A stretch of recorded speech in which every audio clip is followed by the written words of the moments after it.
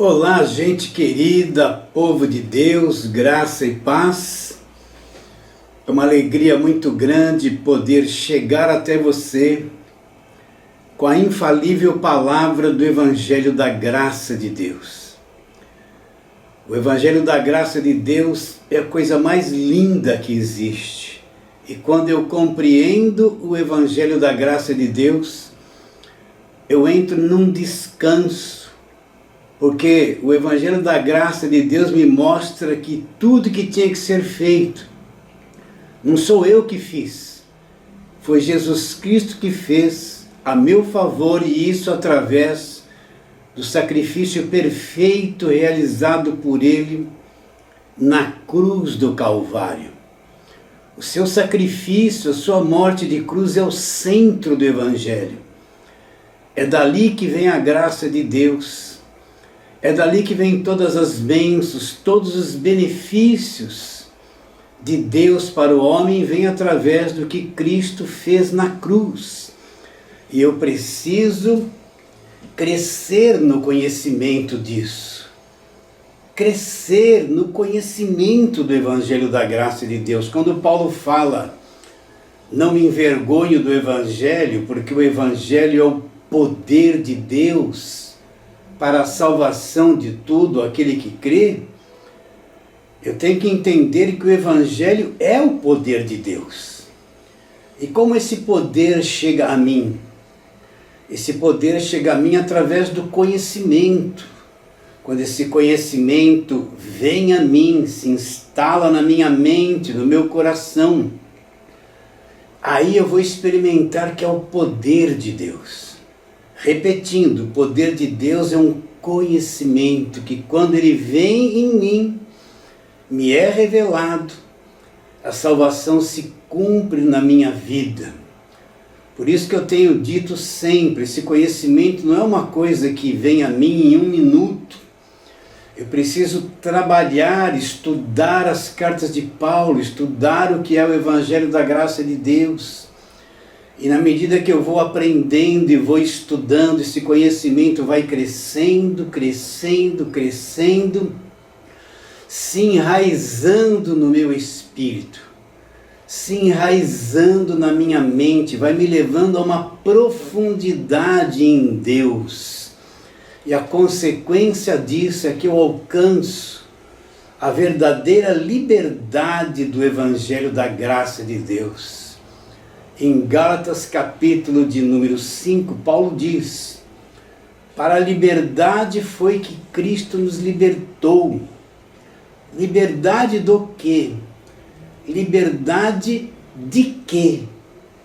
A liberdade da lei, a liberdade da velha aliança. E depois ele continua dizendo: permanecei, pois, firmes, e não vos submetais de novo. Aí ele chama a velha aliança de jugo da escravidão. Então, na medida que eu vou entendendo o Evangelho, eu vou adquirindo essa verdadeira liberdade que Cristo já me libertou. É uma libertação completa, mas eu só vou usufruir 100% dela quando eu tenho conhecimento da verdade daquilo que Cristo me libertou. Por isso, meu irmão querido, minha irmã preciosa, eu chego até você com uma convicção, acompanhado de um profundo desejo. De quê? De que você tenha conhecimento disso, de que essas verdades sejam instaladas pelo Espírito Santo na tua mente, que dentro de você, os olhos do teu coração, lá no teu espírito, venham ser iluminados para que você compreenda a grandeza do que foi feito na cruz. Esse é o meu objetivo. O meu objetivo não é atrair você para mim, não é pedir nada do que você tem. Pelo contrário, o meu objetivo é que você seja atraído pela palavra da cruz, atraído pelo sacrifício perfeito, pelo sangue derramado. É o que Jesus Cristo disse lá em João capítulo 3, quando eu for levantado da terra, atrairei todos a mim mesmo. E como Jesus iria atrair estas pessoas? quando ele fosse levantado da terra através da sua morte da cruz e do sacrifício perfeito. Então o desejo do meu coração é que você cresça nesse conhecimento, entre na verdadeira liberdade que o Evangelho nos dá, e assim eu me torno um colaborador do teu crescimento espiritual. Mas vamos à palavra de hoje. Deixa eu pegar aqui o meu ajudador, né? Estamos naquela série de meditação da carta de Paulo aos Gálatas. E hoje vamos ler capítulo de número 1. E vamos ler 2 versos. Vamos ler 3 versos. Verso 10 a 12. Gálatas capítulo 1, versos 10 a 12, que diz assim. Preste muita atenção no que eu vou ler para você. Porventura procuro eu agora o favor de homens ou de Deus? Ou procuro agradar a homens? Se agradasse ainda a homens, não seria servo de Cristo. Faço-vos, porém, saber, irmãos, que o evangelho por mim anunciado não é segundo o homem, porque eu não o recebi e nem aprendi de homem algum. Isso já pergunta, mas Paulo, como você recebeu e aprendeu se não veio de homem algum? Paulo fala, mas foi mediante revelação de Jesus Cristo. Então Paulo, ele recebeu e aprendeu o evangelho de que forma? Mediante revelação de Jesus Cristo. Então, o próprio Senhor Jesus Cristo abriu o entendimento dele, abriu os olhos espirituais dele e fez com que ele tivesse compreensão, enxergasse o mundo invisível, o mundo do Evangelho. E a ele, com esta abertura de olhos, de revelação, foi dado a conhecer o Evangelho da graça de Deus.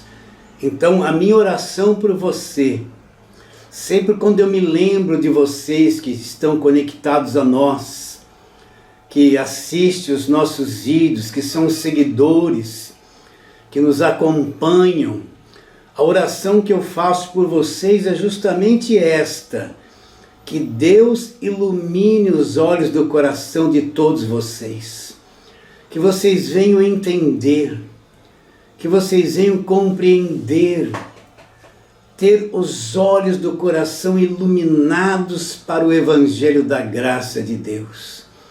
Então, o profundo desejo do meu coração é que isso aconteça com vocês. Agora vamos àquela pergunta de sempre. Por que Paulo escreveu esta carta aos Gálatas? O que aconteceu com a igreja dos Gálatas? Paulo foi para a região da Galácia e fundou igrejas. E o que Paulo ensinou nessas igrejas que ele fundou? Então eu vou repetir. Paulo ensinou eles a fazerem sacrifícios da lei do Velho Testamento? Não. Paulo ensinou eles a fazerem votos da lei, como era feito na Velha Aliança? Não. Paulo ensinou eles a obrigação de ser dizimista, e se não for dizimista vai perder a salvação? Não. Paulo não ensinou nada dessas coisas. Paulo ensinou eles a guardarem os 10 mandamentos? Também não. Paulo os ensinou a fazer as festas judaicas ou aquelas dietas alimentares que havia na Velha Aliança, eles praticavam? Também não. Paulo ordenou eles a ficarem fazendo jejum para matar a carne?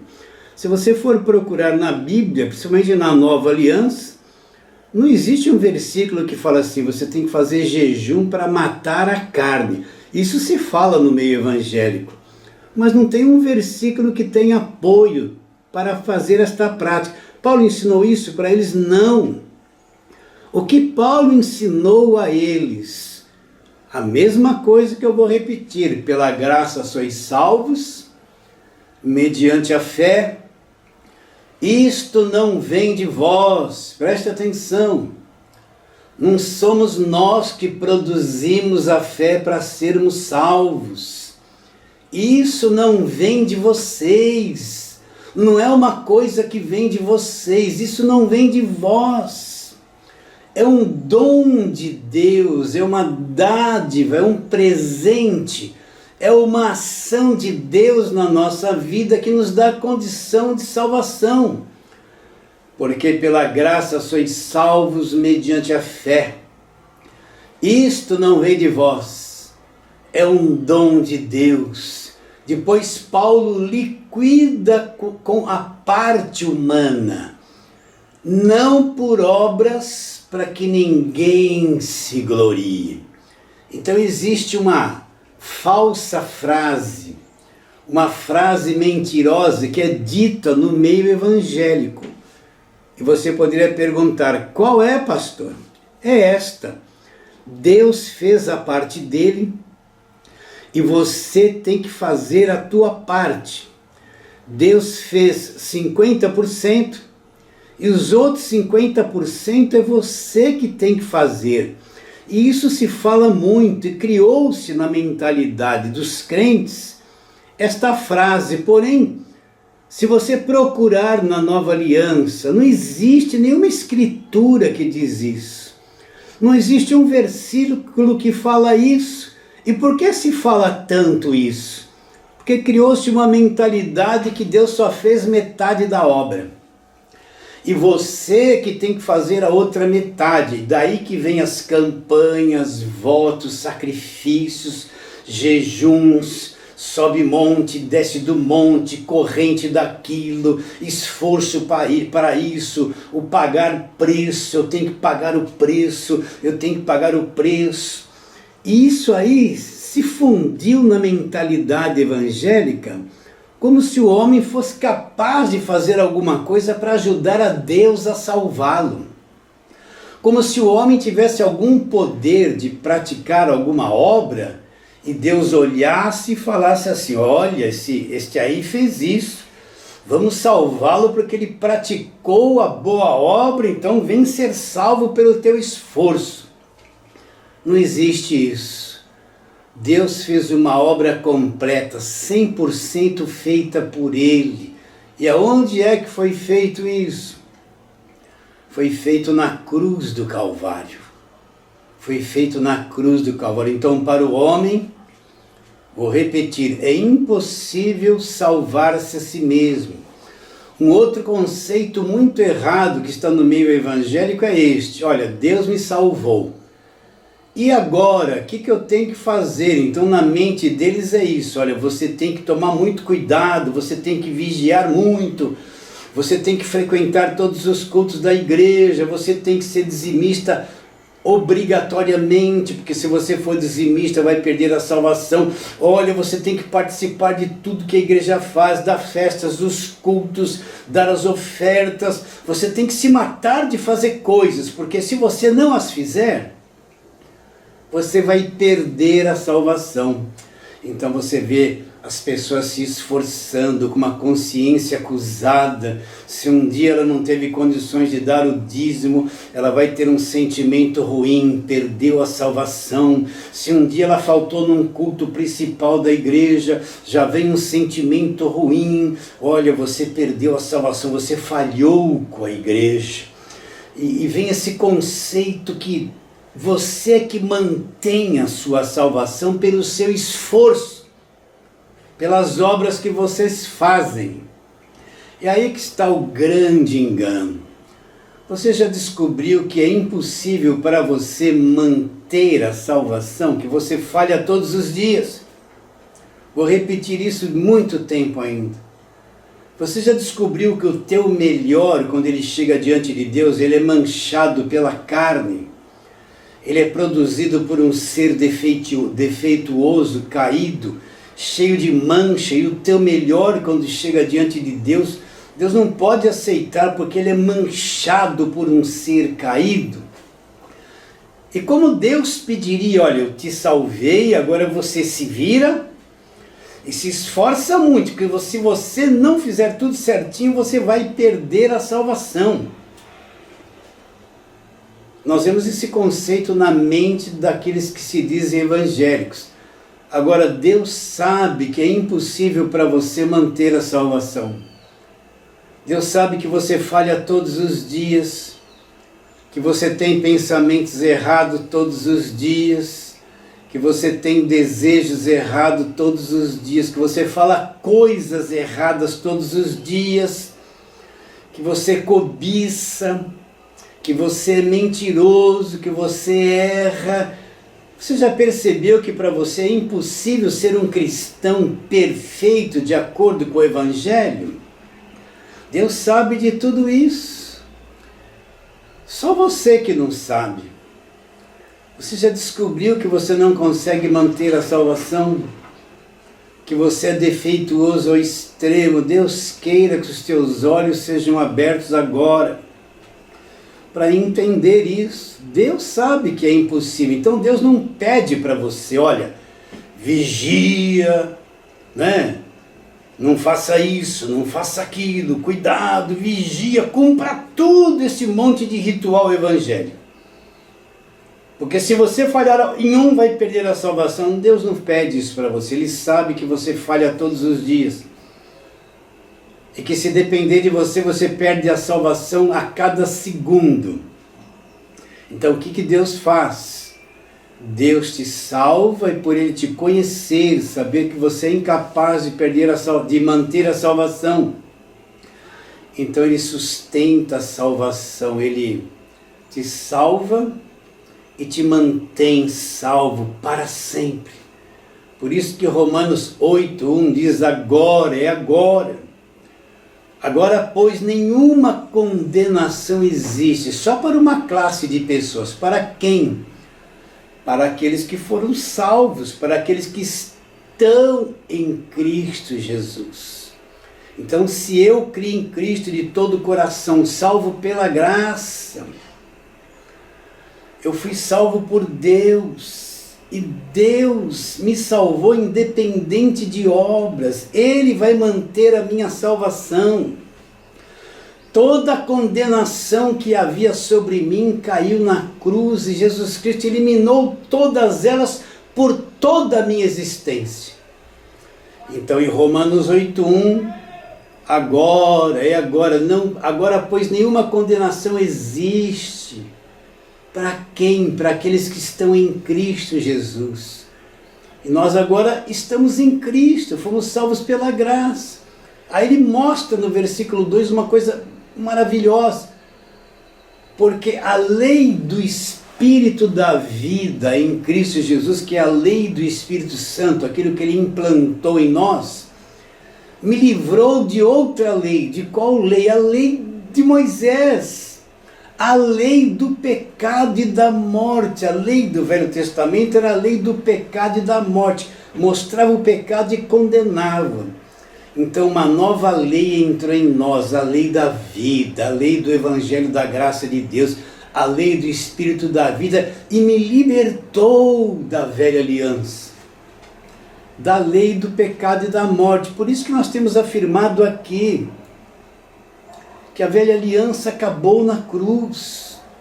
Paulo não ensinou essas coisas prendendo. O que ele ensinou? O Evangelho da graça de Deus.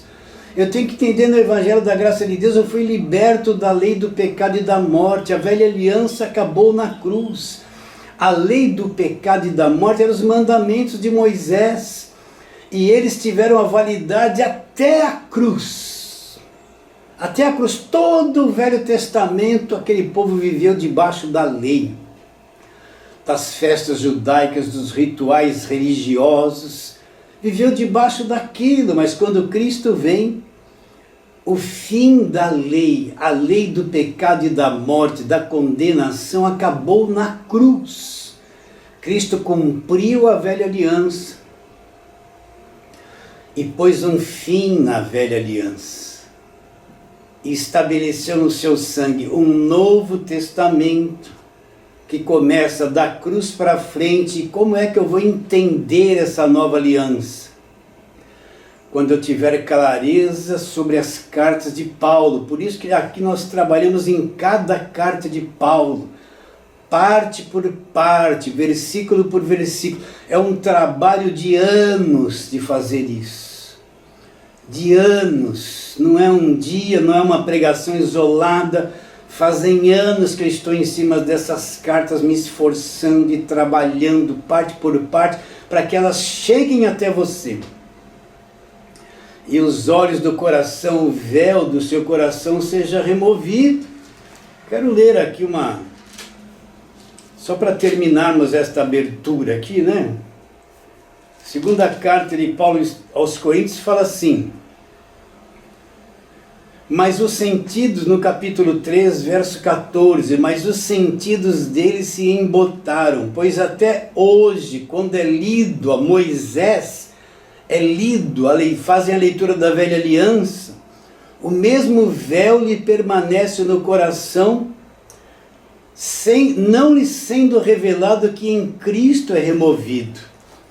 Então todos aqueles que vivem na velha aliança, que vivem nas campanhas, nas pregações, nos ensinos do Velho Testamento, nos símbolos, nas festas judaicas, porque hoje em dia você vê um cenário evangélico no Brasil que só fala de Velho Testamento, constrói templo de Salomão, trazem toda aquela parafernália da lei de Moisés e querem misturar com o Evangelho. Então o que Paulo está dizendo? Os sentidos deles, os olhos espirituais lá dentro deles ficou embotados. Por quê?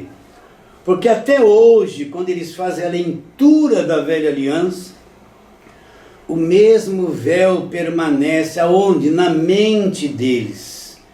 E não lhes é revelado que Cristo removeu tudo isso. Então, Paulo ensinou a respeito do Evangelho da Graça de Deus. O que aconteceu com os Gálatas? Foram lá os pregadores do Velho Testamento, como nos dias de hoje. E disseram para os Gálatas: olha, Gálatas, só o que Paulo ensinou não é suficiente. A cruz não é o suficiente. Vocês precisam voltar-se para a lei, voltar-se na linguagem de hoje, voltar-se para as campanhas do Velho Testamento, para os jejuns, para os votos, para os dízimos, para os sacrifícios, se circuncidar e as festas judaicas e guardar tudo isso e mais Jesus. Aí vocês serão salvos. O que Paulo fala? Estou admirado que tão depressa vocês deixaram aquele que vos chamou na graça de Cristo para outro evangelho. E Paulo fala: o qual não há outro, senão alguns que vos perturbam. Na pregação passada falamos justamente isso, os perturbadores, os pregadores da velha aliança que só trazem palavras de medo, de angústia, de tristeza, põe medo na cabeça das pessoas, põe um demônio na vida das pessoas, e eles são tudo perturbados, e é um monte de crente temeroso, perturbado. Então Paulo fala: alguns que vos perturbam e querem perverter, o evangelho pervertido. Falamos sobre isso. Então os Gálatas deixaram a graça de Deus de lado, voltaram as costas para a graça de Deus e se voltaram para a lei. E Paulo fala que, ainda que viesse um anjo do céu, um ser brilhante, e viesse pregar coisas que não estivesse de acordo com o que Paulo ensinou, qual seria a reação que eles tinham que ter? Sejam amaldiçoados, nunca acreditar, nunca se submeter, não abrir o coração para a velha aliança que traz confusão.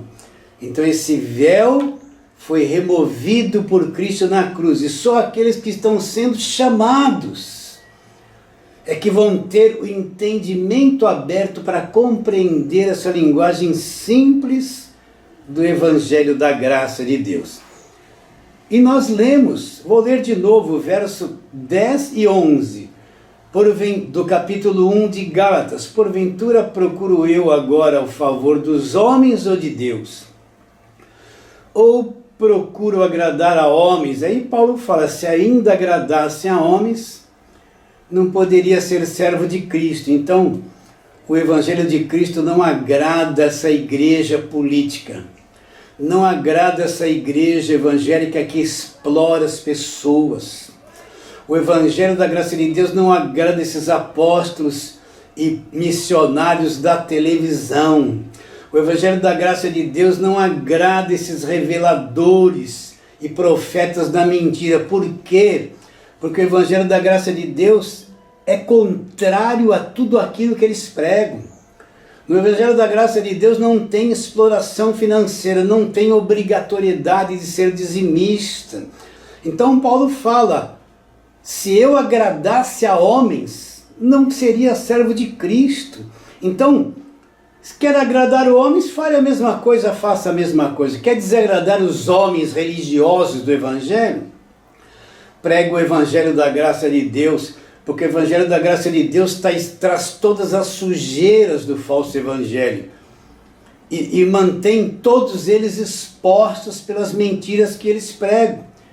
Aí Paulo fala, faço-vos, porém, saber, irmãos, que o Evangelho por mim anunciado não é segundo o homem. Então, o que Paulo pregava, o Evangelho da graça de Deus, não era coisa de homem. Ele recebeu revelação de Jesus Cristo direto a ele. Mas a minha preocupação é o seguinte, o que eu sempre digo, quando me reúno com os irmãos e falo, olha, para você entender o Evangelho, você tem que entender Gênesis 3, você tem que entender a queda do homem.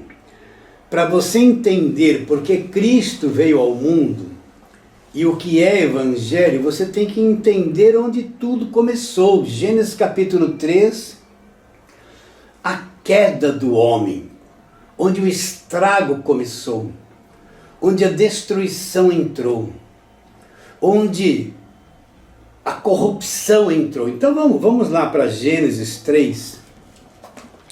Gênesis capítulo de número 3. Você já conhece bem essa história. Deus havia feito o casal, preparado o jardim, dado o jardim para ser cuidado por eles e deu uma ordem. Olha, não coma da árvore do conhecimento do bem e do mal, porque no dia em que vocês comerem, certamente vocês morrerão. E aí a mulher foi lá, induzida pela serpente, não vou entrar muito nesse detalhe, comeu do fruto e deu também ao marido, ele comeu, e houve uma mudança dentro deles. Olha que coisa interessante. No verso 7 de Gênesis 3. Então abriram-se os olhos, repare bem, abriram-se os olhos, mas eles não tinham já os olhos abertos? Claro que eles tinham os olhos abertos, mas abertos para quê? Eles tinham os olhos abertos para o mundo invisível de Deus, para a voz de Deus, para o bem. Eles tinham os olhos abertos para a dimensão celestial. Na viração do dia, Deus vinha conversar com eles. Eles não tinham nenhum problema em conversar e se entender com Deus. Mas agora, os olhos deles se abriram para uma outra dimensão. Consequentemente, para a dimensão que ele já tinha os olhos abertos, se fechou. E qual dimensão que os olhos deles foram abertos e qual dimensão que os olhos deles foram fechados? Olha lá, então abriram-se os olhos e ambos, percebendo que estavam nus, coseram folhas de figueiras e fizeram cintas para si. Eles já viviam nus um na frente do outro. Ele já tinha os olhos abertos para a dimensão de Deus e conversava com Deus, não tinha nenhum problema. Mas quando eles comeram do fruto, eles morreram. E quando eles morreram, o lado de Deus, os olhos foram fechados. e abrisse uma dimensão diante deles de trevas, de escuridão, de destruição. Eles perceberam que eles estavam nus. Olha como eles mudaram, eles já viviam nus. Não tinham nenhuma malícia, não tinham nada. Mas eles viram os olhos se abrirem para as trevas, e eles abriram seus olhos e aquela coisa que era natural, viver nus, um diante dos outros, se tornou numa coisa escura. Então eles trataram rapidamente de se cobrir. Mas Deus havia dito que eles iriam morrer. E eles morreram. Agora vem aqui uma explicação que eu já dou há anos, às vezes até me canso de falar sobre isso. Mas eles morreram e continuaram vivos. Mas pastor, aonde é que eles morreram e continuaram vivos? Então vamos lá para a primeira carta de Paulo a Tessalonicenses, né? Vamos trabalhar, porque você precisa conhecer o homem, né? Quando você compra lá um celular, você tem um manual do celular. E você vai ler e compreender como cada tecla funciona, como tudo funciona direitinho. Depois, quando você tem o manual lido, você vai ter facilidade em conhecer o celular. Mesma coisa, o Evangelho é um manual do homem. E quando eu leio, eu vou me descobrir, eu vou me conhecer aqui profundamente. Então vamos lá. 1 Tessalonicenses capítulo 5, verso 23. Presta atenção. E o mesmo Deus de paz, Paulo dizendo isso, vos santifique em tudo. Agora, Paulo apresenta a tricotomia do homem, as partes que formam o homem. O homem é um todo, mas ele tem três partes, é a tricotomia do homem. Paulo diz, e o mesmo Deus de paz vai fazer um trabalho no homem. Em quais partes do homem? Aí Paulo apresenta o vosso espírito, a vossa alma e o vosso corpo. O que Paulo está dizendo? Que Deus está fazendo um trabalho em nós já somos salvos. Ele está num trabalho de santificação, de aperfeiçoamento. Em quais partes? Ele começa de dentro para fora. O vosso espírito, a vossa alma e o vosso corpo. Então, para mim saber onde que o homem morreu, eu preciso conhecer a constituição do homem. As partes que formam o homem. Talvez você não entenda nada disso, mas aí você vai entender porque existem problemas psicológicos, mentais, medo, depressão, tristeza. Por que é que as pessoas sentem isso? Então, Paulo apresenta as três partes do homem, de dentro para fora, espírito, alma e corpo. Como funciona cada uma delas? Você lembra lá que em Gênesis 3, ou melhor, Gênesis 2, depois que Deus formou o homem do pó da terra, como se fosse um boneco, e depois que Deus formou o homem não tinha vida. Mas Deus vem e soprou sobre o homem acordou, passou a ter vida e passou a ser alma vivente. Esse sopro de Deus veio de dentro do homem, de dentro de Deus, do interior de Deus. É a partícula de Deus, do Espírito de Deus que Ele soprou no homem. Então, quando Deus ele sopra no homem, sai dele uma parte de si mesmo e entra naquele corpo até então feito do pó da terra. E quando o sobrenatural de Deus entra naquele corpo natural, forma-se a alma do homem, e o homem passa a ser uma alma vivente. Então o espírito do homem é essa partícula de Deus que foi injetada no homem, que deu vida no homem, que formou a alma do homem e deu vida ao corpo do homem. Será que você entende? Então dentro de nós existe uma coisa chamada espírito. É a partícula de Deus. Onde que o homem é feito à imagem e semelhança de Deus? não é no corpo, é no espírito. Aí está a imagem e semelhança de Deus.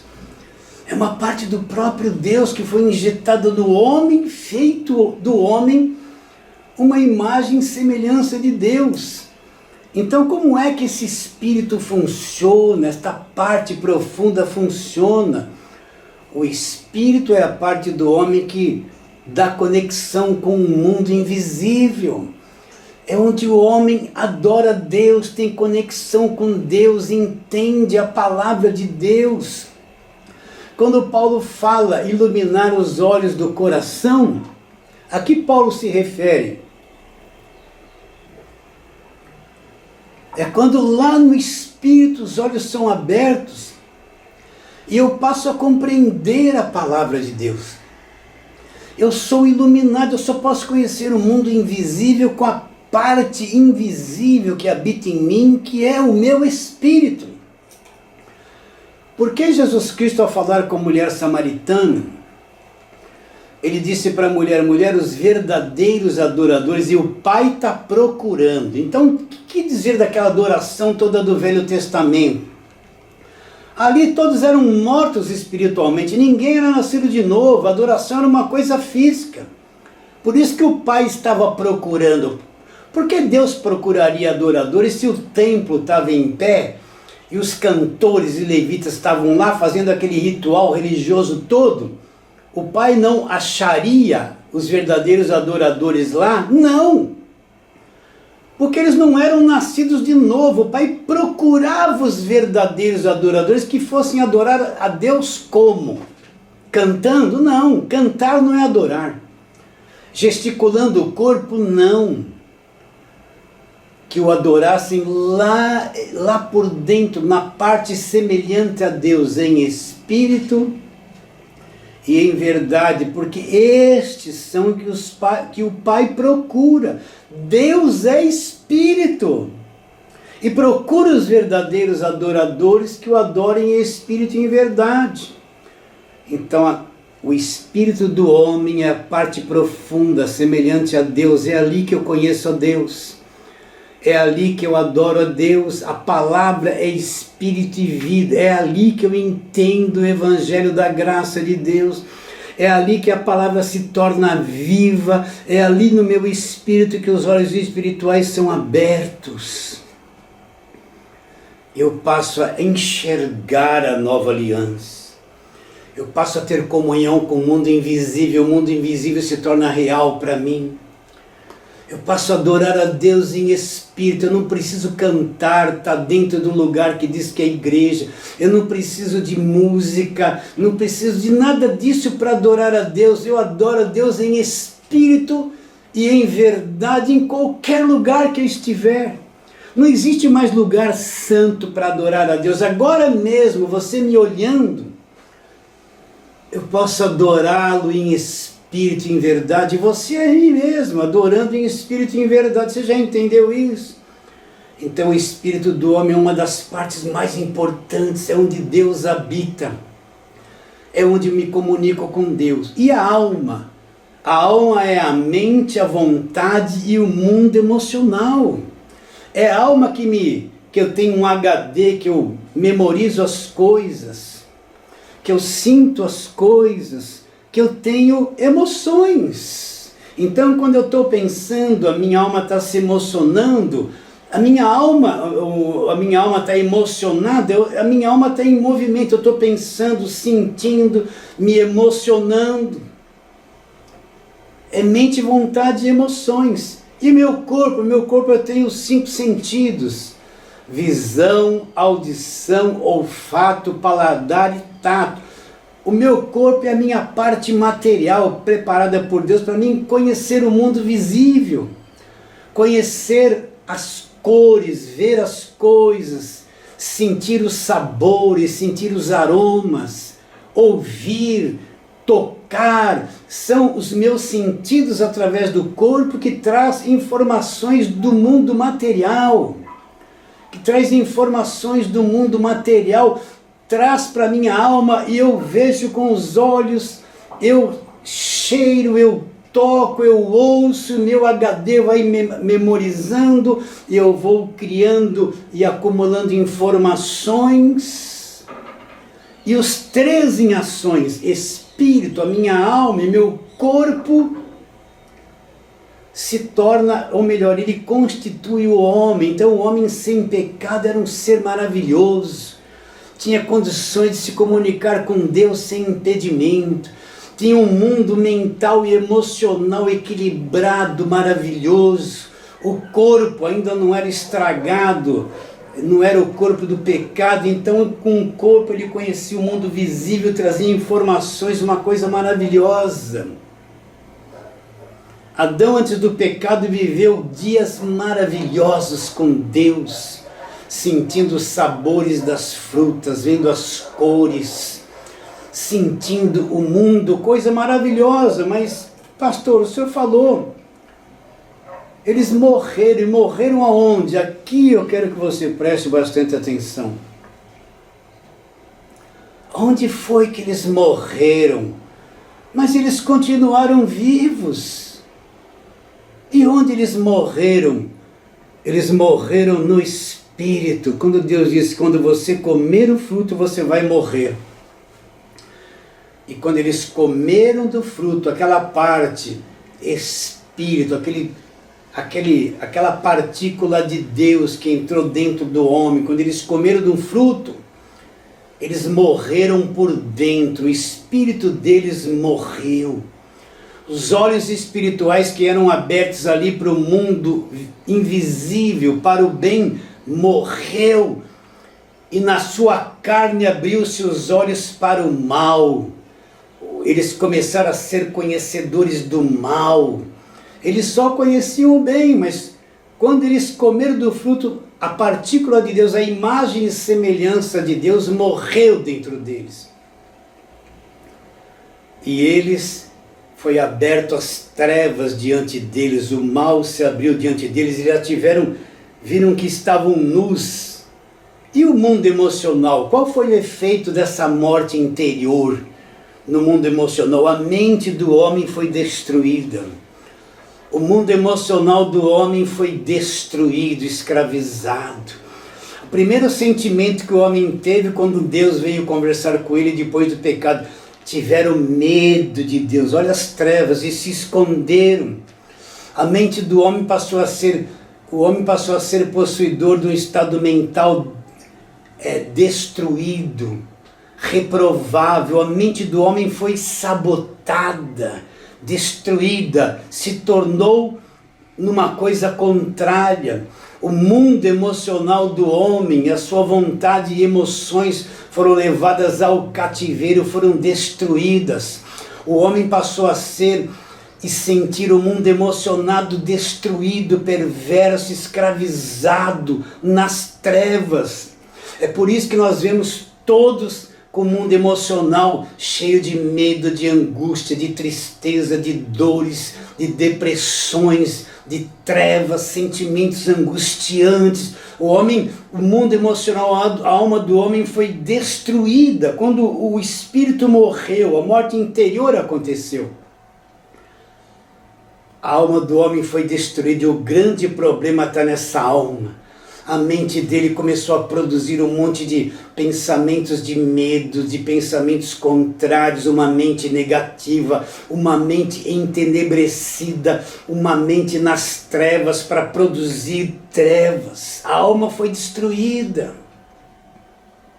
Será que você entende isso? Meu irmão querido, é por isso que existe um problema emocional enorme. É por isso que existe uma crise emocional desde Adão. É por isso que tem um monte de gente tomando um monte de remédios para depressão, para desequilíbrio mental. O mal entrou aí, destruiu o mundo emocional do homem. Gostaria de falar muito sobre isso, mas tem que ser mais rápido. E o corpo? O que aconteceu com o corpo do homem? O corpo do homem foi transformado, passou a ser o corpo do pecado. A morte entrou no corpo. Esse corpo se tornou uma coisa fragilizada. O corpo antes do pecado era uma coisa projetada para a eternidade. Depois do pecado entrou a morte nele. E a morte entrou nesse corpo e destruiu os seus sentidos físicos. Tudo ficou ao contrário. O corpo se tornou um corpo do pecado, sujeito a doenças, a fraquezas, a vírus. A morte entrou nele. Esse corpo entrou num estado de decomposição. Desde que a pessoa nasce, é uma criancinha, começa a decomposição. Ela vai crescendo, crescendo, crescendo, chega num clima que vai decrescendo, decrescendo e vai se decompor e vai morrer. A morte entrou no homem. Então o espírito morreu. A alma foi destruída e o corpo se tornou o corpo da morte, com prazo de validade. Vai morrer e vai voltar ao pó. Você entende isso? Então é isso que é ser pecador. O que é ser pecador? Não é que eu cometi um errinho fora de mim. Ser pecador é isso que o homem se tornou, destruído, está em decomposição, uma raça humana destruída, caída, contrária a Deus, inimiga de Deus, afastada de Deus e eternamente condenada. Será que você entende isso? Tudo para explicar o Evangelho para você. Então o primeiro casal teve filhos e filhas, e geraram conforme a espécie deles. Nós não somos imagem e semelhança de Deus. Nós somos imagem e semelhança de Deus agora que nascemos de novo. Mas quem não nasceu de novo é imagem e semelhança de um Adão caído. Não é imagem e semelhança de Deus. Eles não têm o Espírito, eles estão mortos.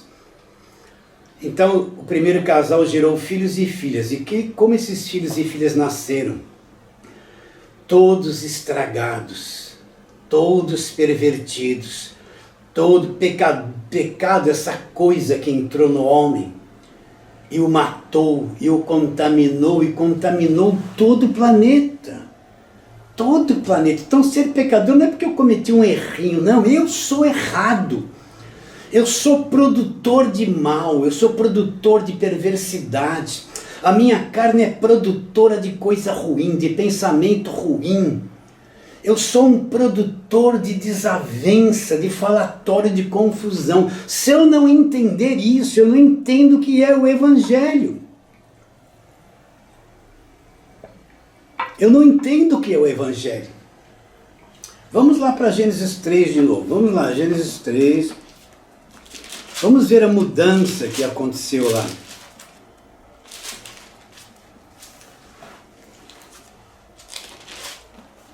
Aí o que Deus diz depois do pecado? Verso 17, olha o que aconteceu com o planeta. E Adão disse, visto que atentaste à voz da tua mulher, e comeste da árvore ordenada, não comestes? Maldita é a terra por tua causa, em fadigas obterás dela sustento durante todos os dias da tua vida. Agora a terra entrou debaixo de maldição. O que é a maldição?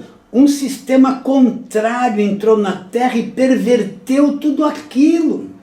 Entrou o pecado no mundo, destruiu o homem e mexeu com todo o planeta, com os animais, com os vegetais.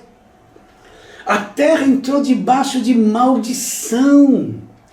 Tudo ficou ao contrário. Agora a terra vai começar a produzir um monte de coisas que Deus não programou ela para produzir. Olha lá. Ela também produzirá cardos e abrolhos. O que é cardos e abrolhos? É um monte de ervas espinhosas, ervas daninhas, que nascem sem você plantá-las. Elas nascem e sufocam as sementes boas. Você vê o agricultor. Para plantar a semente boa tem que preparar a terra, um trabalho imenso para produzir uma coisa boa. E daqui a pouco as ervas estão lá matando o que é bom, crescendo mais que é bom, não precisa de adubo, de nada. É uma luta para se ter uma grande colheita. A terra começou a produzir uma coisa contrária, vegetais contrários, sem espinhos e abrolhos. E dentro desta maldição vem o quê? O trabalho. Do suor do teu rosto comerás o teu pão. até que tornes a terra. Agora vem a sentença de morte, porque tu és pó e ao pó tornarás. Uma das coisas da maldição é o que? Agora você vai trabalhar. Antigamente, antes do pecado, nascia tudo espontâneo, a comida para o homem no jardim. Agora ele vai suar. A terra passou por uma mutação. A morte entrou, o pecado entrou na terra. Até os vegetais foram transformados. Até os animais foram afetados. Agora o homem, para poder comer, ele vai trabalhar todos os dias da vida dele. Presta atenção nisso. Você trabalha o dia inteiro. Eu trabalhei, agora eu sou aposentado, mas eu trabalhei 35 anos. Vivi enfiado em lugares fechados uma vida toda. Para quê? Só para comer arroz, feijão. Se matava de trabalhar. E qual o resultado disso? Para ter comida, para me levantar e comer amanhã e depois. Entende? Uma vida toda fazendo a mesma coisa só para comer. Do suor do teu rosto comerás o teu pão, até que tornes a terra, pois tu é pó, e vai morrer, e ao pó tornarás. A terra entrou debaixo de maldição, e tudo no nosso sistema foi corrompido e contaminado. Será que você entende isso, minha irmã querida, meu irmão querido? Olha só, aqui, logo no começo, Gênesis capítulo 6, e o que Deus vai dizer no verso 5, isso aqui logo depois, alguns anos já havia se multiplicado o homem na terra, e Deus olhou e viu que a maldade do homem havia se multiplicado na terra, e era continuamente mal todo o desígnio do seu coração. Olha o verso 11, a terra estava corrompida à vista de Deus, cheia de violência. Viu Deus a terra que estava corrompida, todo ser vivente havia corrompido seu caminho. Alguns anos depois, em Gênesis capítulo 6, já havia se multiplicado o homem na terra. Deus fala que do interior do homem a coisa era continuamente má. E a terra estava corrompida, todo ser vivente havia corrompido seu caminho. A corrupção no planeta era geral. O homem corrompido, os animais corrompidos, todo o planeta corrompido. Ainda a terra é linda, mas tudo morre, os vegetais morrem, os animais morrem, os peixes morrem, nós morremos e todos morrem. A terra é um estado de decomposição. Na medida que nasce um, outro vai se decompondo e vai morrendo. É um processo de decomposição e não para. Toda a raça humana está afundada nessa coisa chamada pecado. Vamos lá para Romanos 5,12, que eu leio muito aqui. O que Paulo fala de uma forma clara. Portanto, assim como por um só homem entrou o pecado no mundo, pelo pecado entrou uma segunda coisa, pelo pecado entrou a morte. Assim passou a morte e o pecado para toda a raça humana. Porque todos pecaram. Então, para mim começar a compreender o que é o Evangelho, repare bem, o Evangelho na maior parte da mente dos cristãos é isso. Vem para a igreja que a tua vida vai melhorar. Vem para a igreja que você vai prosperar. Dá o teu dinheiro aqui, faz o seu sacrifício, faz fogueira santa que você vai ficar rico.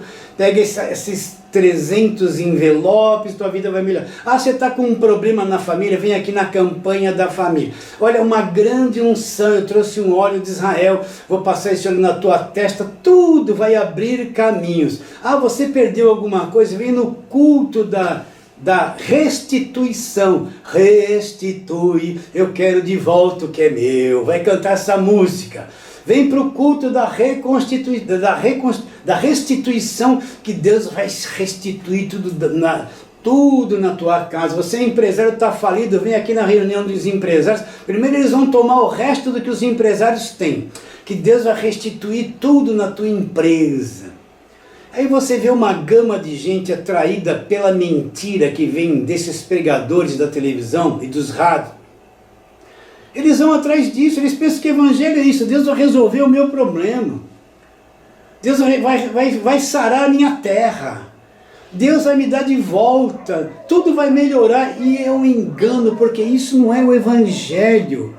O Evangelho não promete esse tipo de coisa para as pessoas.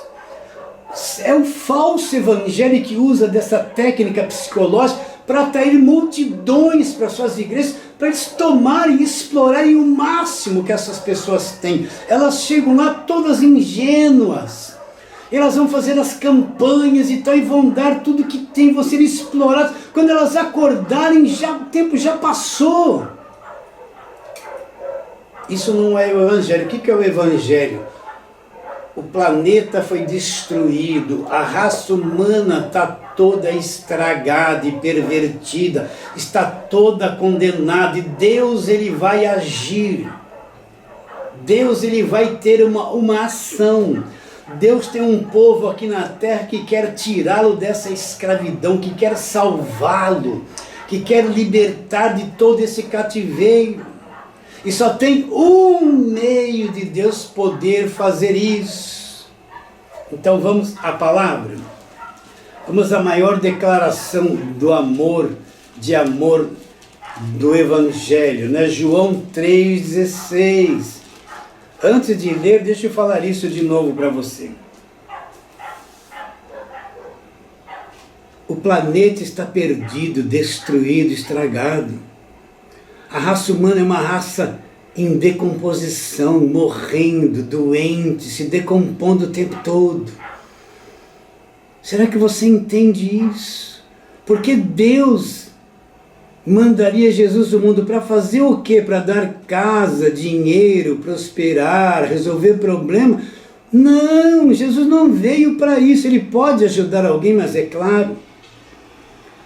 Mas tem um propósito no coração de Deus, que é a razão principal de Jesus Cristo ter vindo ao mundo. E qual é? Porque Deus amou o mundo de uma maneira tal. O que ele fez? Ele deu o seu Filho Jesus Cristo. Presta atenção. Deus amou o mundo de tal maneira que deu o seu Filho. Para quê? Um dia Jesus Cristo se encarnou.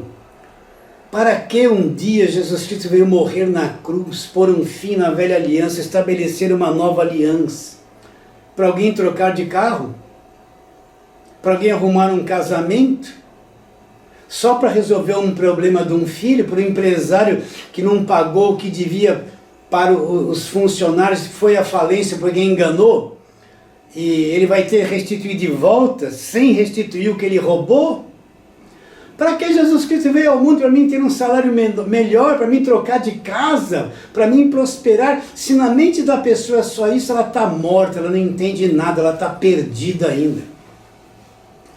Deus amou o mundo de tal maneira que deu o seu Filho. Para quê?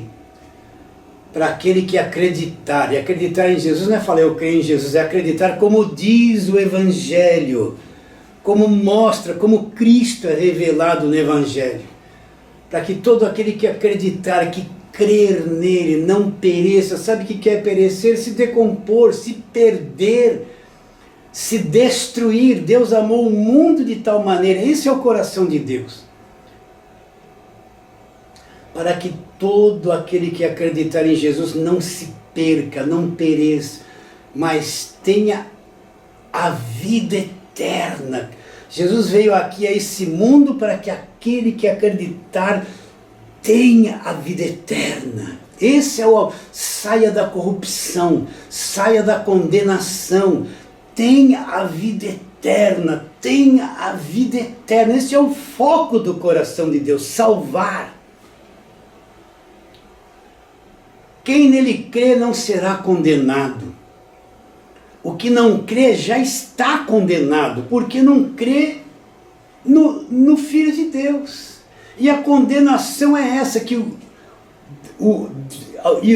a luz veio ao mundo. Cristo é a luz que veio ao mundo. E os homens amaram mais as trevas do que a luz. Quiseram ficar nas trevas. Será que você acredita nisso? Por que Jesus veio ao mundo? Desculpe eu falar isso, tem um monte de gente nova que vai ouvir essa palavra, vai libertar eles. só para você melhorar a tua casa, melhorar de emprego, trocar de carro, prosperar com Deus, restituir o que o diabo levou, comprar sei lá, ter dinheiro. Só para isso tem um mundo de gente indo de domingo a domingo na igreja para buscar isso. E lá, na seguinte condição, vai ter um envelope, você tem que pôr o dinheiro lá, um voto, e você vai comprar Deus, e Deus vai ter que fazer.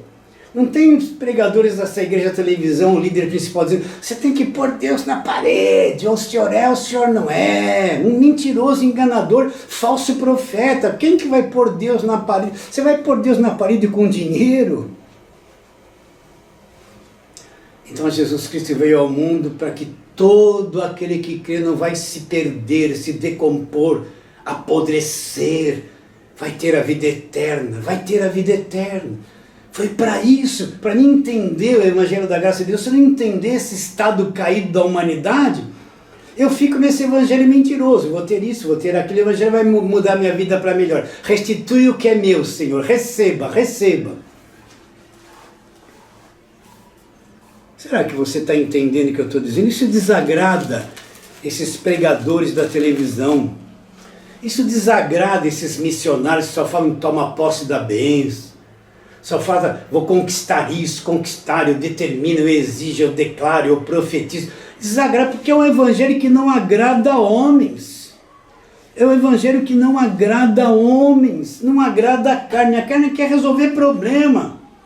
Ela não está preocupada com a eternidade, ela quer agora, tudo para mim agora, resolvo agora, eu quero curtir agora. Ela não está preocupada em crer para a eternidade, ela quer um Deus gênio da lâmpada que faz pedido, ele sim ama e tchum, tudo acontece. Vamos lá para Lucas capítulo número 19. Vamos ver um verso só, senão a leitura fica muito grande. Olha o que ele diz. Lucas 19:10. Está aqui o ponto central de Cristo ter vindo ao mundo e morrer na cruz. Porque o Filho do Homem, que é Ele mostrando o seu lado humano, sempre que Jesus fala Filho do Homem, Ele quer mostrar o seu lado humano, a sua natureza humana, seu corpo humano, porém perfeito e sem pecado, que vai ser cravado e entregue na cruz. Porque o Filho do Homem veio buscar e salvar o quê? O que Ele veio fazer? Buscar e salvar o que se havia perdido. Então o que Cristo veio fazer ao morrer na cruz? Buscar e salvar aquilo que estava perdido. Isso é o Evangelho. Para mim entender como Paulo falou com os Gálatas, e os Gálatas se desviaram atrás do Evangelho de homem, o Evangelho de lei, da velha aliança. Eu tenho que entender o foco central de ter Cristo vindo ao mundo, porque o Filho do Homem veio buscar e salvar o perdido. Deus amou o mundo de tal maneira que deu o seu Filho para que todo aquele que crer nele não vai se perder, vai o que? Ter uma vida eterna. Você fica satisfeito só com isso? E se Deus não te ajudar a comprar o carro, você vai continuar acreditando nele? E se o seu filho não se tornar aquele santinho, mesmo você fazendo campanha, e o pastor disser, é o diabo na tua vida, você vai continuar acreditando em Deus? E se você não tiver o grande salário que você determinou e fez campanha para ter, e tiver um salário pequeno, você vai continuar acreditando em Deus e na vida eterna? E se você não tem carro e fez campanha, deu dinheiro e não conseguiu comprar o carro, você vai continuar acreditando em Deus e buscando a vida eterna, ou você vai largar tudo, voltar as costas, como os Gálatas voltaram as costas para o Evangelho da Graça de Deus e foram atrás de um falso Evangelho? E se você nunca tiver casa própria, como esses falsos apóstolos e missionários da televisão falam, e dão até um tijolinho ungido da casa própria, você vai continuar acreditando em Jesus Cristo e crendo nele de verdade e seguindo ele? Eu sigo a Jesus Cristo desde os 20 anos de idade. E o ano que vem vai fazer 50 anos. Olha, eu sou um homem de 69 anos. Vou fazer agora, 69 anos. Agora, eu sigo Jesus não por alguma coisa que Ele pode me dar. Não porque Ele pode me trocar o meu carro, melhorar a minha vida financeira, ou trocar de casa, qualquer benefício que Ele possa fazer a meu favor. Não. Eu sigo a Jesus por aquilo que Ele é, o que Ele já fez por mim na cruz. É até o fim. É até o fim. Eu sigo Ele porque eu entendi quem Ele é. Eu entendi a obra da cruz. Eu entendi a eternidade. Eu poderia melhorar alguma coisa na minha vida terrena, seria até bom. Mas e se não me melhorar? Eu vou segui-lo até o fim. Até o fim, tendo muito, tendo pouco, não tendo nada, porque Ele se revelou a mim, eu entendi Ele através do Evangelho da graça de Deus. Retroceder jamais, e se perder o que eu tenho, posso perder, nunca hei de deixá-lo. Eu compreendi quem Ele é pelo conhecimento do Evangelho, eu compreendi a cruz pelo conhecimento do Evangelho. Será que você entende isso? Não tenho nenhum interesse em Deus de me dar nada. Ele já se deu para mim e eu sou satisfeito com Ele. Ele já preencheu tudo que tinha que preencher em mim. Em você, Ele te preencheu já? Agora vamos lá para a segunda carta de Paulo a Timóteo. Vamos lá para frente. Segunda carta de Paulo a Timóteo, capítulo número 1. Vamos ver uma coisa maravilhosa aqui, ó. Do verso 8 em diante. Olha o que Paulo está dizendo. Timóteo é um obreiro de Paulo, um jovem pastor que está passando uma oposição muito grande, uma luta muito grande para pregar o Evangelho da graça de Deus. E Paulo aconselha ele, olha, não te envergonhes, portanto, segunda carta de Paulo a Timóteo 1:8. Não te envergonhes, portanto, do testemunho de nosso Senhor, nem do seu encarcerado que sou eu. Pelo contrário, participa comigo dos sofrimentos a favor do Evangelho segundo o poder de Deus. Paulo está em sofrimento, está convidando Timóteo a não se envergonhar de participar junto com ele do Evangelho a favor, com sofrimento a favor do Evangelho, que é o poder de Deus. Como é que um apóstolo, como o apóstolo Paulo, podia falar em sofrimento? Mas ele sofria, era perseguido. Você vê esses apóstolos de hoje. Tem um aí na internet, eu quero trocar de avião. Quero trocar de avião. Ele tem um avião e quer trocar. Esses apóstolos da televisão aí estão cheios de grana, estão cheios de tudo. Eles não sabem o que é sofrimento, eles tomaram tudo que as pessoas têm. Estão cheios de grana, cheios de sofrimento. Eles não se comparam a nada a respeito do apóstolo Paulo, que convida Timóteo a participar dos sofrimentos em favor do Evangelho, que é o poder de Deus. E depois o que ele diz, olha lá. O poder de Deus que nos salvou e nos chamou com santa vocação, não segundo as nossas obras, mas conforme a sua própria determinação e graça, que nos foi dada em Cristo Jesus antes dos tempos eternos. Então Deus nos salvou e nos chamou com uma santa vocação, não segundo as nossas obras, não segundo coisas que eu venho fazer, mas Ele próprio determinou, mas conforme a sua própria determinação e graça, que nos foi dada em Cristo Jesus, quando? Antes dos tempos eternos, foi nos dado antes da fundação do mundo, e manifestado agora pelo aparecimento de nosso Senhor e Salvador Jesus Cristo, o qual não só destruiu a morte, Jesus destruiu a morte na ressurreição, como trouxe a luz e a imortalidade mediante o Evangelho. Então olha que coisa, ele trouxe a imortalidade mediante o Evangelho. Então, que evangelho de homem que Paulo estava falando, que ele não pregava e o evangelho dele não era segundo o homem. É isso que eu acabei de te dizer, Cristo é o centro de tudo. A vinda dele ao mundo veio para buscar e salvar o perdido. E ele veio trazer para cada um de nós a imortalidade mediante o evangelho. Você está satisfeito com isso? E se ele não nos der mais nada nessa vida, para mim, não vai fazer diferença nenhuma. Eu estou satisfeito com ele. Eu creio nele. Eu o vi, ainda que de uma forma pequena, por meio do Evangelho. Ele habita em mim, mediante o seu Espírito. Os olhos do meu coração já foram iluminados e eu estou ligado nele. Ele está ligado em mim. Ele me satisfaz. Eu sou uma pessoa satisfeita em conhecer. Agora, o que aconteceu com os Gálatas?